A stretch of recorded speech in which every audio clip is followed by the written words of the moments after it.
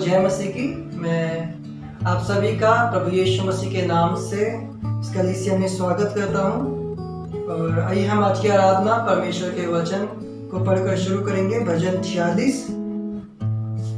परमेश्वर हमारा शरण स्थान और बल है, संकट में अति सहज से मिलने वाला सहायक। इस कारण हमको कोई भय नहीं, चाहे पृथ्वी उलट जाए और पहाड़ समुद्र के बीच में डाल दिए जाएं, चाहे समुद्र गरजे और फेन उठाए और पहाड़ उसकी बाढ़ से कांप उठे। एक नदी है जिसकी नहरों से परमेश्वर के नगर में अर्थात परम प्रधान के पवित्र निवास स्थान में आनंद होता है। परमेश्वर उस नगर के बीच में है, वह कभी टलने का नहीं।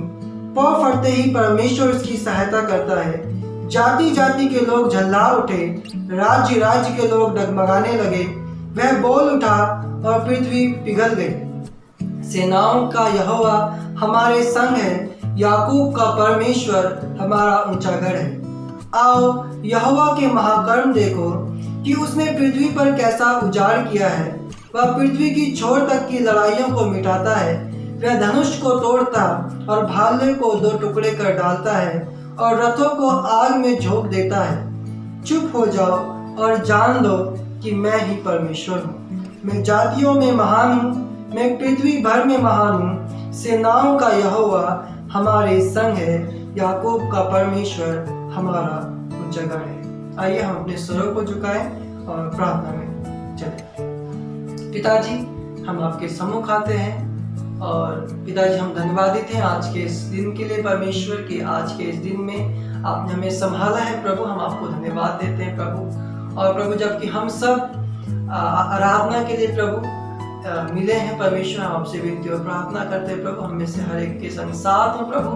प्रभु आपकी उपस्थिति हमारे अंदर हो प्रभु, आपकी उपस्थिति हमारे बीच में हो परमेश्वर। हम प्रार्थना करते हैं परमेश्वर प्रभु, आप हमारे हृदय को, मन को, प्रभु आत्मा को तैयार करें ताकि हम आपके सर्वश्रेष्ठ नाम की स्तुति कर सके प्रभु। और प्रार्थना करते हैं परमेश्वर प्रभु हर एक कार्य को प्रभु आपके हाथों में सौंपे प्यारे पिता परमेश्वर। प्रभु गीतों का गाया जाना, वचन का प्रचार किया जाना और प्रभु जो हम संगति करते वो सब पिताजी आपको भाए प्रभु, और आपके नाम को आदर और महिमा मिले प्रभु। इस विनती प्रार्थना को अपने उद्धारकर्ता मुक्तिदाता प्रभु यीशु मसीह के नाम से मांगते हैं, आमीन।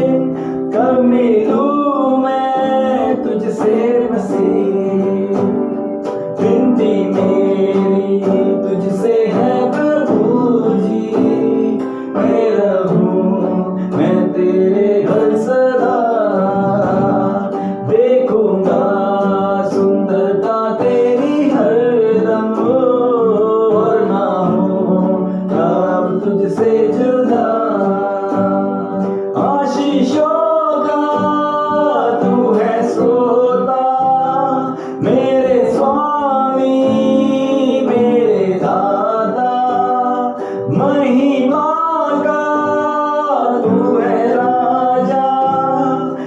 करता तेरी आराधना, आशीषों का तू है स्रोता, मेरे स्वामी मेरे दाता, महिमा का तू है राजा, करता तेरी आराधना।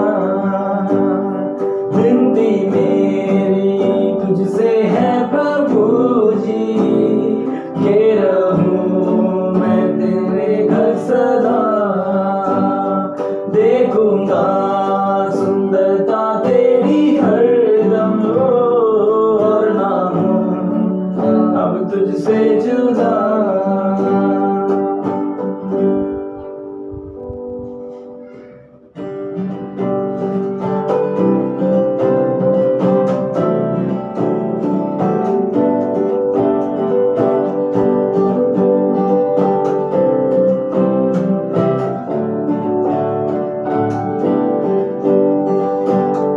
ऐसी रोटी दे मुझको, ऐसा पानी दे मुझको,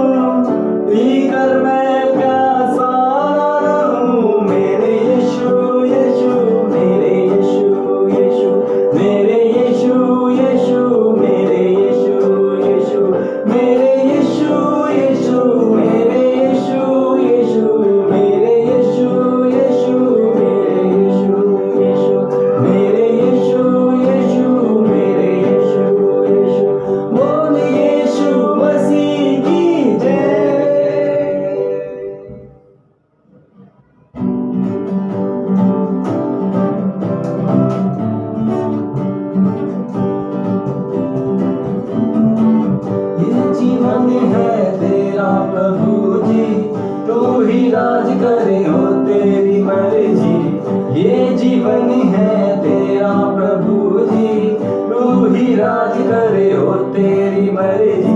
संग तेरे हम गाते जाए, आए मुसीबत मुस्कुराए। संग तेरे हम गाते जाए, आए मुसीबत मुस्कुराए। तेरे भवन में आनंद की भरपूरी है, यीशु तू संग तो जीवन में संतुष्टि है। तेरे भवन में आनंद की भरपूरी है,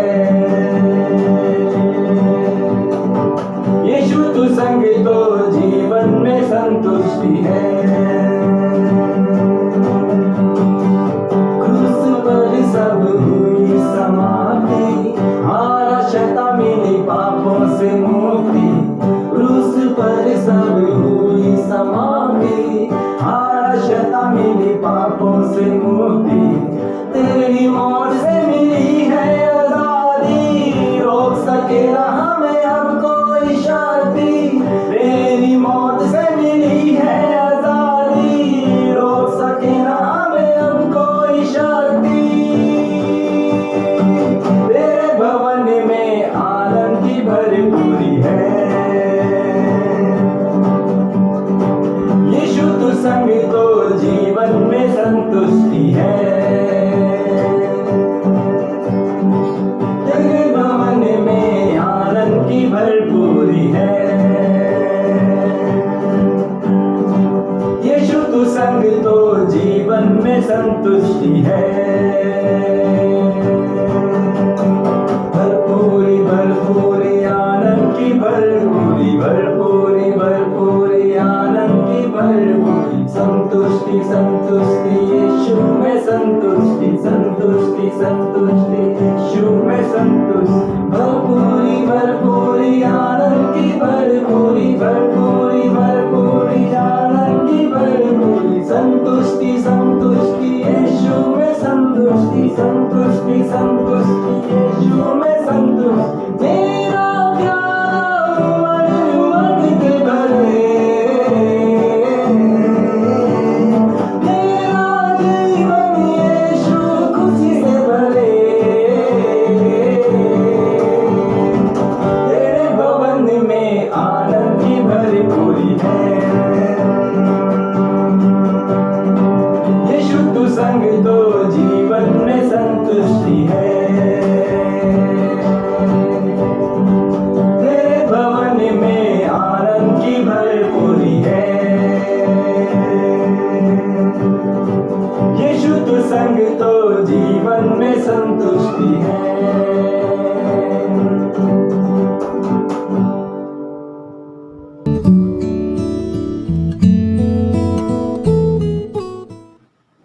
आप सभी को जय मसीह की। मैं आप सभी को कलीसिया की ओर से कुछ सूचनाएं देना चाहता हूं।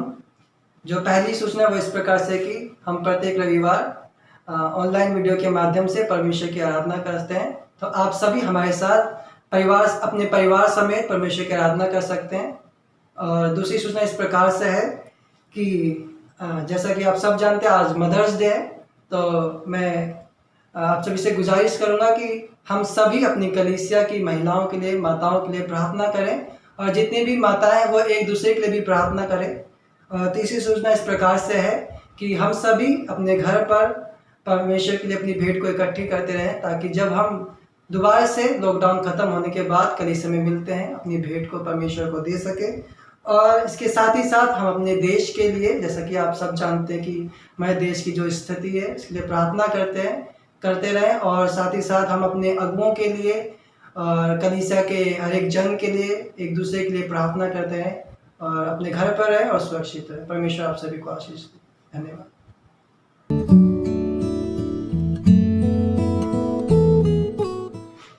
आइए अब वो समय है कि हम प्रार्थना की ओर चलें। अपने हाथों को जोड़ेंगे और आंखों को बंद करेंगे।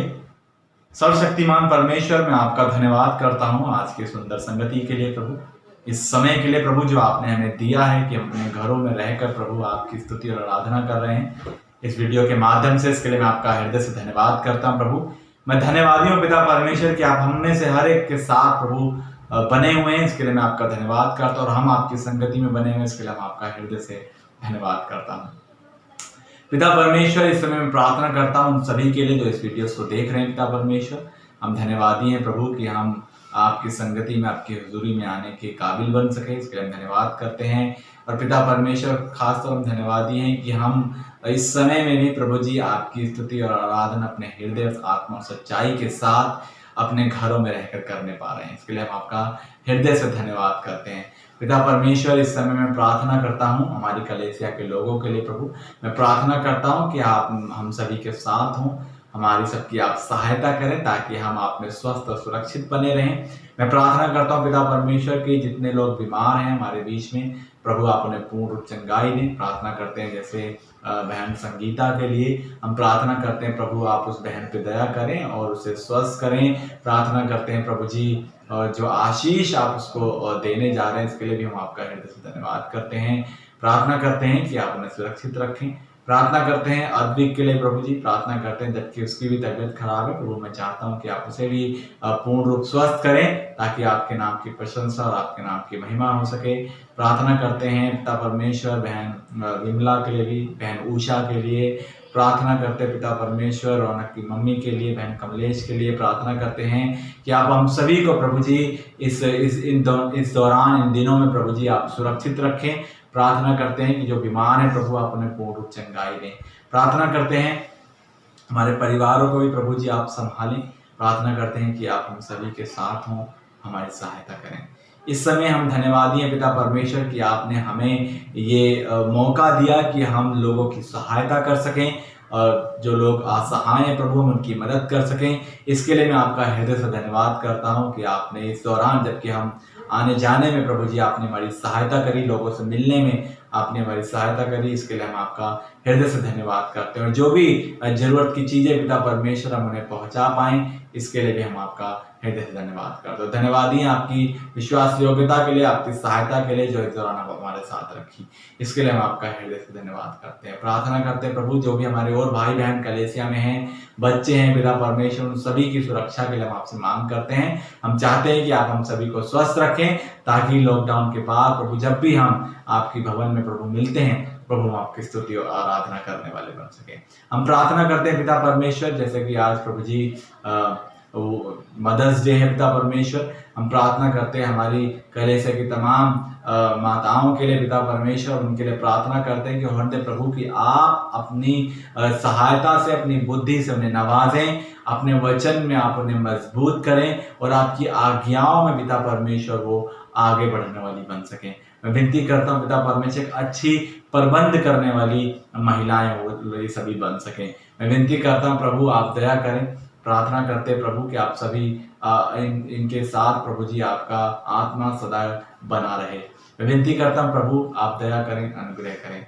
और प्रभु जी हम आपसे प्रार्थना करते हैं हमारे देश के लिए भी प्रभु जी, हमारे संसार के लिए प्रभु, जबकि केसेस रुक नहीं रहे हैं, बढ़ते जा रहे हैं। हम आपसे प्रार्थना करते हैं प्रभु कि आप हमारे देश पे दया करें और प्रभु इस महामारी को हमारे देश से खत्म करें। मैं विनती करता प्रभु उन लोगों के लिए भी जो इसकी चपेट में आ गए हैं, प्रार्थना करते प्रभु आप उन्हें पूर्ण रूप चंगाई दें, उन्हें स्वस्थ करें ताकि पिता परमेश्वर वो आपकी प्रशंसा और आपकी महिमा कर सकें। और इस समय में प्रभु जी हम आपसे प्रार्थना करते हैं कि हम सभी लोग प्रभु जी आपकी नज़दीकी में, आपके वचन के ज्ञान में, आपकी संगति में प्रभु जी हम आगे बढ़ सकें। आप प्रभु जी हमारे साथ हों और इसको पूरा करने में प्रभु आप हमारी सहायता करें।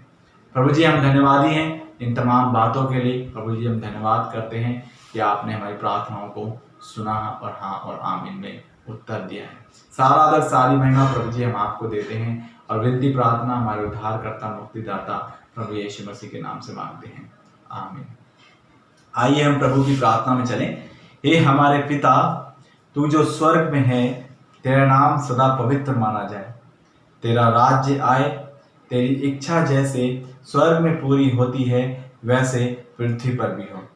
हमारे दिन भर की रोटी आज हमें दें और जिस प्रकार हमने अपने अपराधियों को क्षमा किया है वैसे ही तू भी हमारे अपराधों को क्षमा कर और हमें परीक्षा में न ला परंतु बुराई से बचा, क्योंकि राज्य और पराक्रम और महिमा सदा तेरे ही हैं।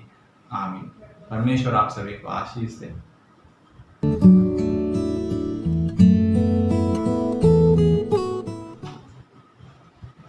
आइए वो समय है कि हम परमेश्वर के वचन की ओर चलें और मेरे साथ निकाल लेंगे भजन 42 पद 1 से लेकर पद 5 तक। और यहां पर इस प्रकार से लिखा है, जैसे हिरणी नदी के जल के लिए हाँफती है, वैसे ही हे परमेश्वर मैं तेरे लिए हाँफता हूं। जीविते ईश्वर परमेश्वर का मैं प्यासा हूं, मैं कब जाकर परमेश्वर को अपना मुंह दिखाऊंगा। मेरे आंसू दिन और रात मेरा आहार हुए हैं, और लोग दिन भर मुझसे कहते रहते हैं तेरा परमेश्वर कहाँ है।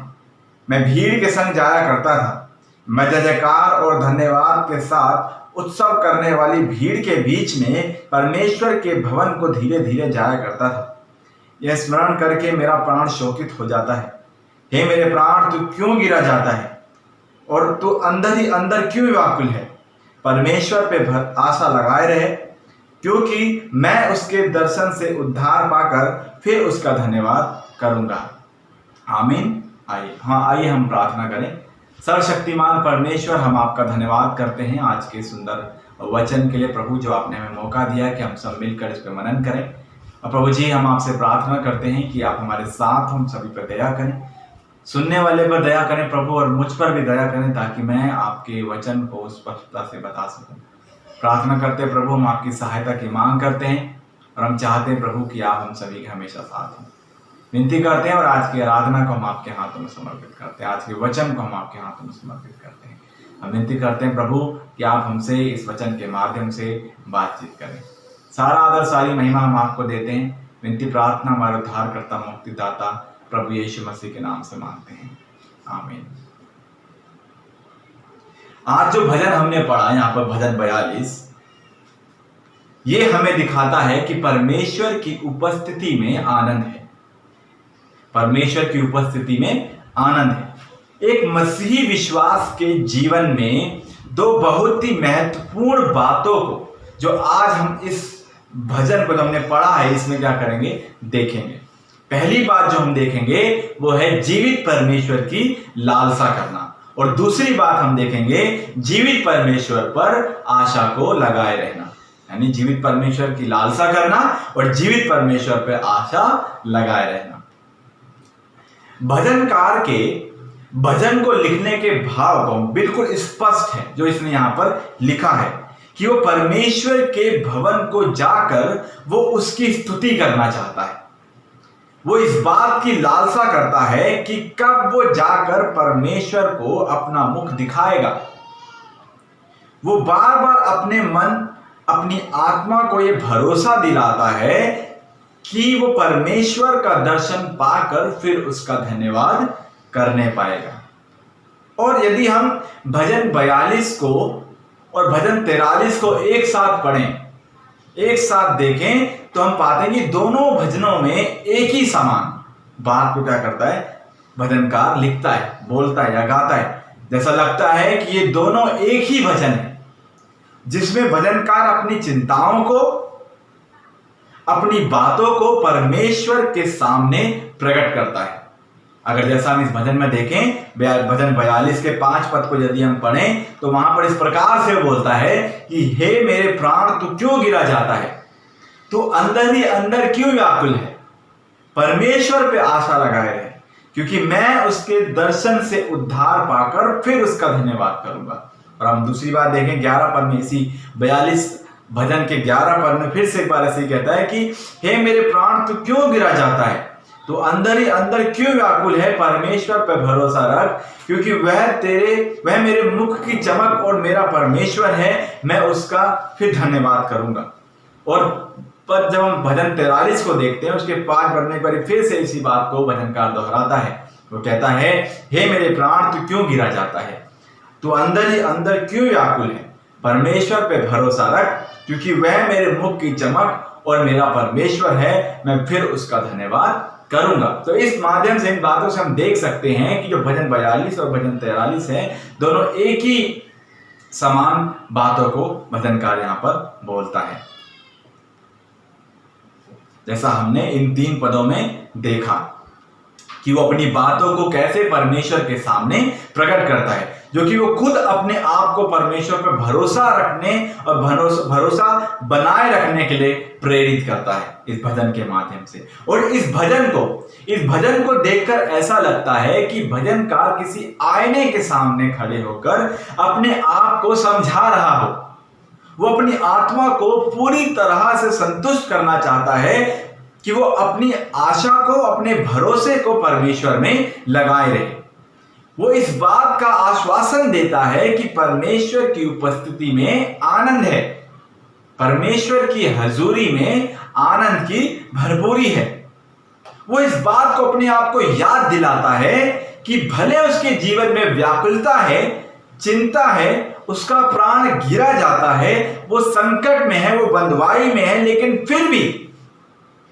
फिर भी परमेश्वर अपनी उपस्थिति को उसके बीच में प्रकट करेगा। वो इस बात को अपने आप को क्या करता है, याद दिलाता है।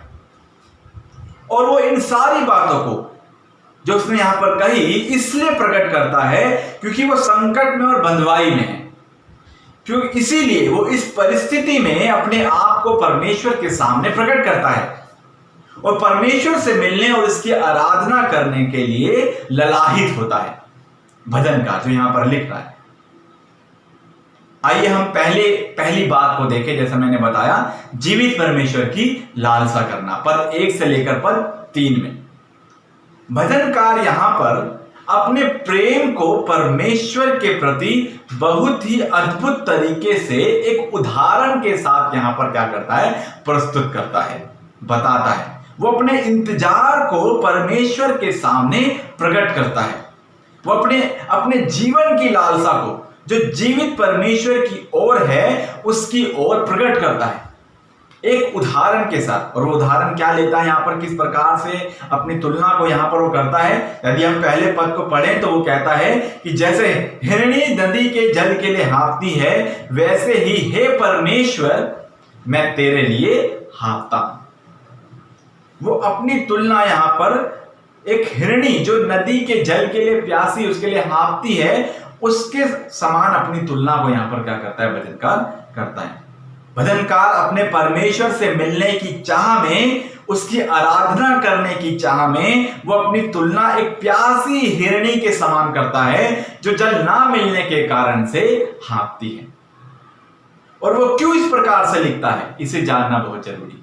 वो क्यों इस प्रकार से इस बातों को लिखता है, इस पद को लिखता है, क्योंकि वो परमेश्वर की आज्ञाओं का और उसके वचन का प्यासा है।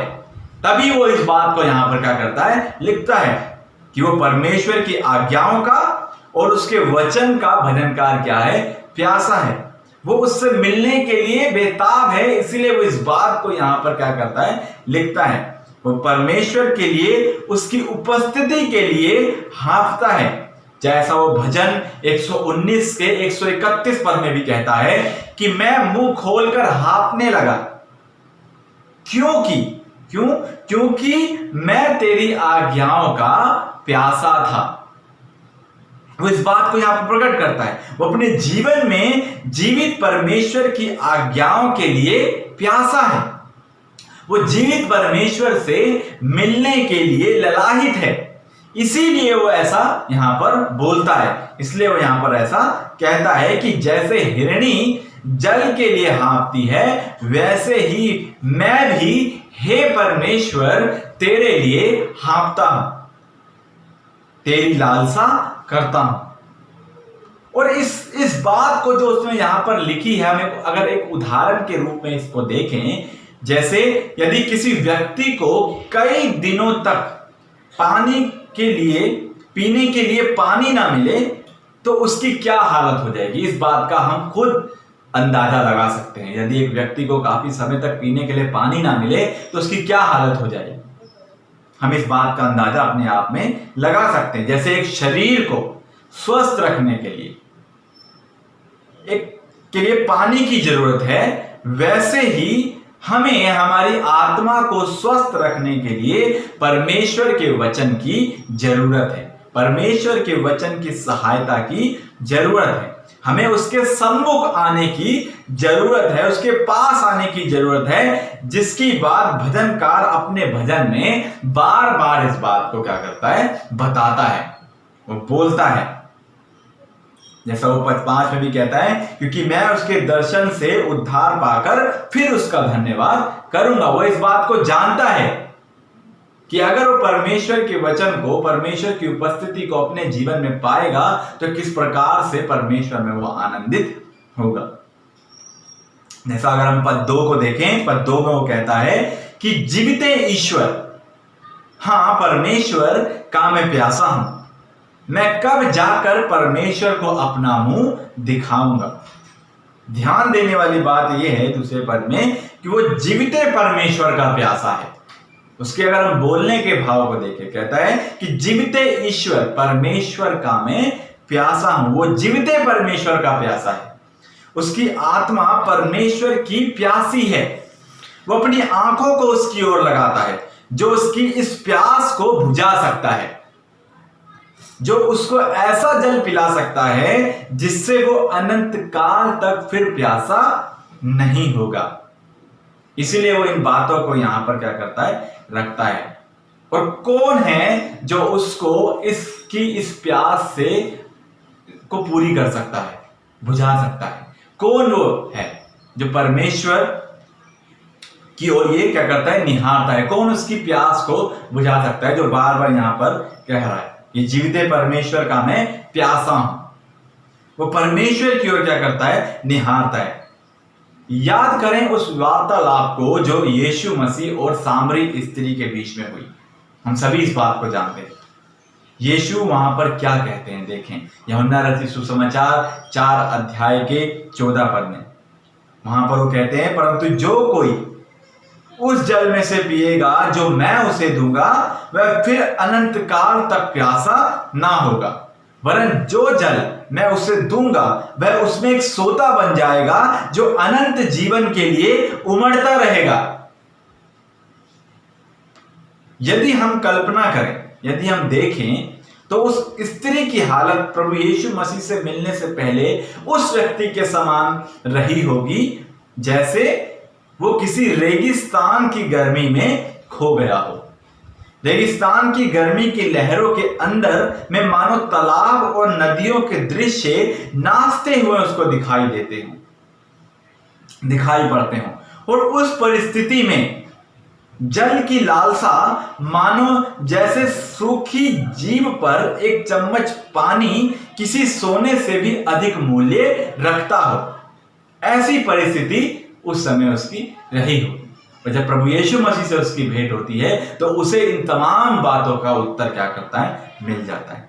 और ऐसी परिस्थिति में जब उसको ऐसा जल पीने को मिलता है जो उसको फिर अनंत काल तक प्यासा ना होने देगा, तो उसका आनंद कुछ और ही होगा। और इसी चाह में भजनकार अपनी आंखों को, अपने आप को, अपनी आत्मा को, अपने भरोसे को परमेश्वर की ओर लगाते हुए ये बोलता है कि जीविते परमेश्वर का मैं प्यासा हूं।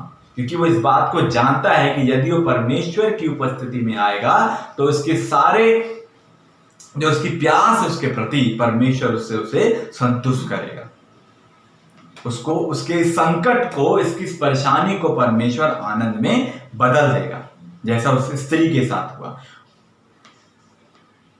जिसने प्रभु यीशु मसीह को पाया।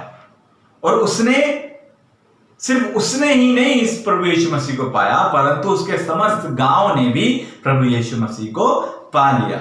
और यहां पर भी भजनकार परमेश्वर को अपना मुख दिखाने की बात करता है, क्योंकि वो जानता है कि जब वो प्रभु की संगति में जाएगा तो उसका जीवन आनंद से भर जाएगा।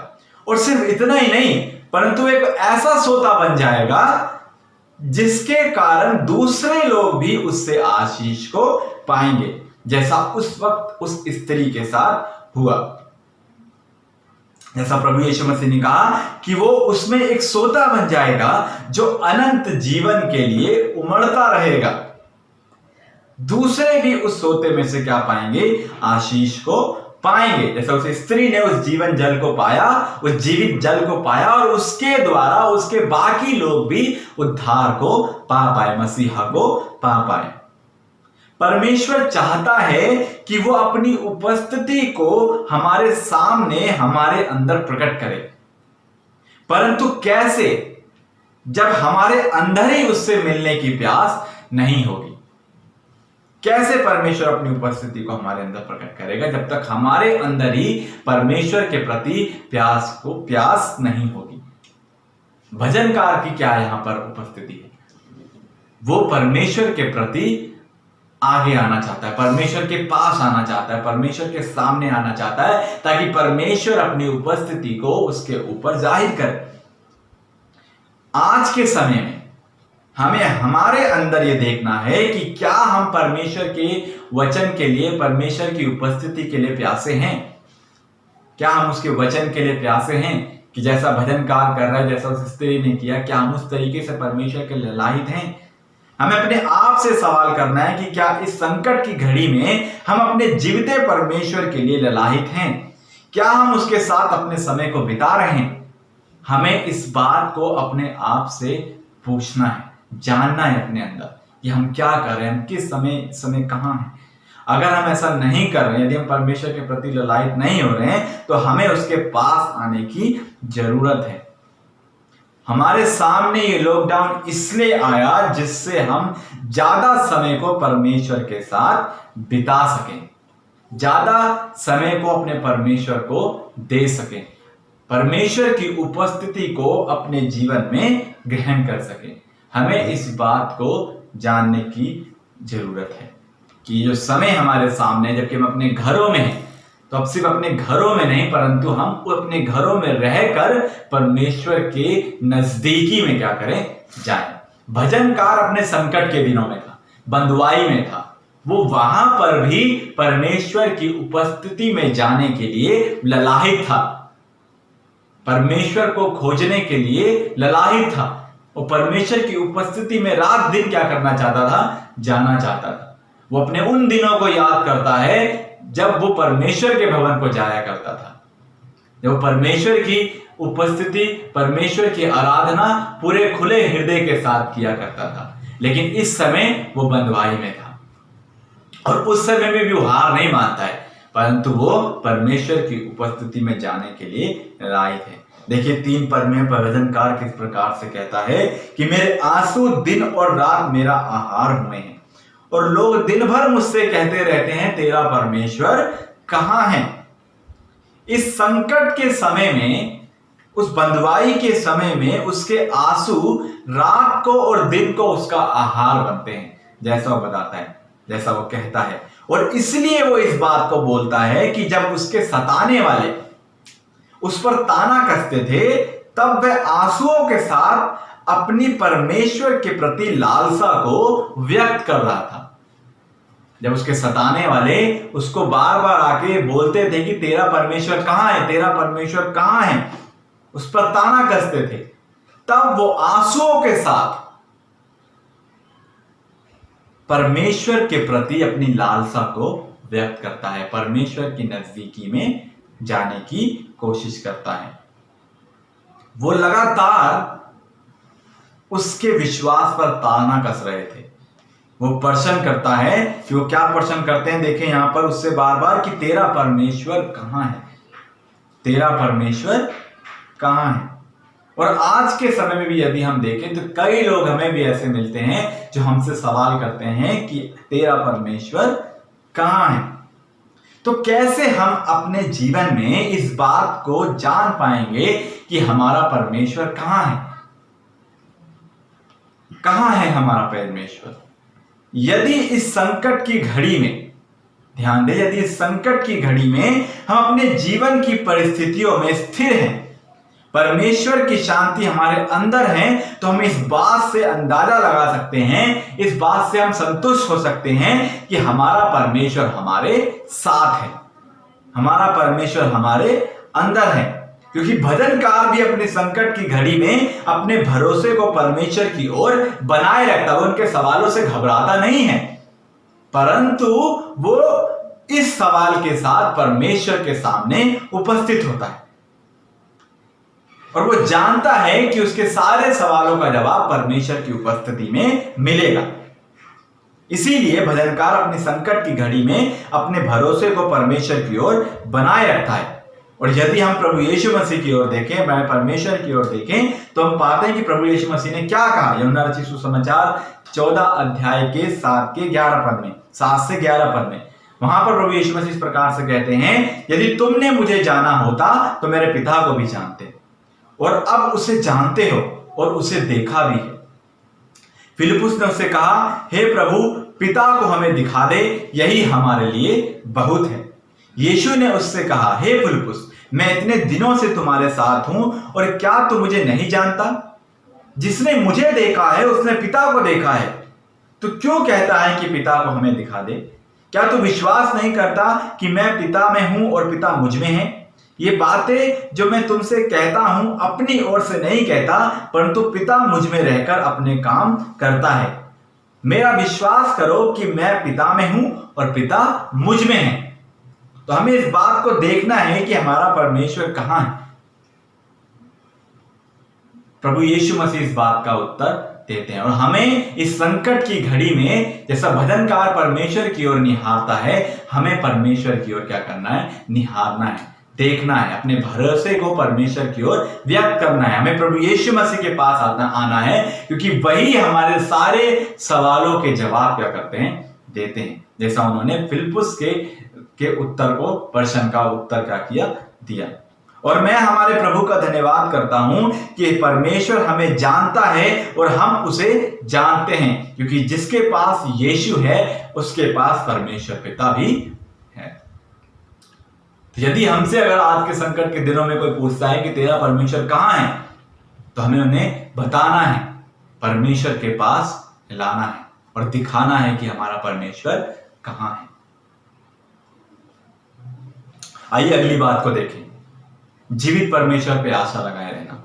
अगली बात जो है वो है जीवन में परमेश्वर पर आशा लगाए रहना। हमें अपने जीवन में परमेश्वर पर अपनी आशा को बनाए रखना है, जैसा भजनकार करता है। पद 5 में वो कहता है कि हे मेरे प्राण, तू क्यों गिरा जाता है? तू अंदर ही अंदर क्यों व्याकुल है? परमेश्वर पे आशा लगाए रहे, क्योंकि मैं उसके दर्शन से उद्धार पाकर फिर उसका धन्यवाद करूंगा। वो अब इस पद के अनुसार अपने आप को एक आशा की ओर लेकर जाता है, जो कि वो परमेश्वर के दर्शन में देखता है। वो परमेश्वर के दर्शन से उद्धार पाकर फिर उसका धन्यवाद करेगा। इस बात को अपने इस भजन में क्या करता है? बोलता है। वो अपनी आशा को परमेश्वर के दर्शन से मिलने वाले उद्धार के रूप में पाते हुए देखता है। और परमेश्वर का वचन इस बात को हमें बताता है कि किसी दूसरे के द्वारा उद्धार नहीं है, क्योंकि स्वर्ग के नीचे और मनुष्यों में कोई दूसरा नाम नहीं दिया गया जिसके द्वारा हम उद्धार पा सकें। केवल प्रभु यीशु मसीह में ही हमारा उद्धार निश्चित है। सिर्फ एक ही नाम जो है इस पृथ्वी पर दिया गया जिसके द्वारा हम मनुष्य जाति उद्धार को प्राप्त कर सके। और भजनकार भी अपनी आशा को उसी ओर क्या करता है? लगाता है, क्योंकि वो जानता है कि परमेश्वर में उसका उद्धार छुपा है। इसीलिए वो परमेश्वर को क्या करता है? पुकारता है। और सिर्फ इतना ही नहीं, यदि हम पौलुस और सिलास की कहानी उसके समय को देखें, अगर हम उस दरोगा ने जिसने पौलुस और सिलास को बंदी गृह में डाल दिया था, उसको यदि हम देखें, उस घटना को यदि हम देखें जो प्रेरितों के काम 16 अध्याय के 30 से 31 पद में है, उस दरोगा ने उनसे पूछा, हे सज्जनों, उद्धार पाने के लिए मैं क्या करूं? उन्होंने कहा, प्रभु यीशु मसीह पर विश्वास कर तो तू और तेरा घराना उद्धार पाएगा। और उसके बाद जब उसने इस बात को सुना तो उसने अपने पूरे घराने समेत प्रभु यीशु मसीह पर विश्वास किया और उद्धार को प्राप्त किया, बपतिस्मे को लिया। तो हम इस बात को जान सकते हैं कि परमेश्वर प्रभु यीशु मसीह में ही हमारा उद्धार क्या है? निश्चित है। और इसीलिए भजनकार भी अपने उद्धार को परमेश्वर में ही पाता है, जैसा वो यहां पर बोलता है। पद 5 में परमेश्वर पे आशा लगाए रहे, क्योंकि मैं उसके दर्शन से उद्धार पाकर फिर उसका धन्यवाद करूंगा। तो हमें ये जानना है कि हमारी आशा किस ओर है। आजकल इस संकट की घड़ी में हमारी आशा किस ओर है, हम किस ओर निहारते हैं अपने संकट के दिनों में। इसीलिए हमें याद रखना है कि हमें प्रभु के वचन और उसकी आज्ञाओं की ओर ललाहित होना है। हमें अपने जीवन की संपूर्ण आशा को, भरोसे को प्रभु यीशु मसीह में बनी उपस्थिति के आनंद को अपने जीवन में पा सकेंगे और उसी के द्वारा यानी प्रभु यीशु मसीह के द्वारा ही हम उद्धार को पा सकेंगे।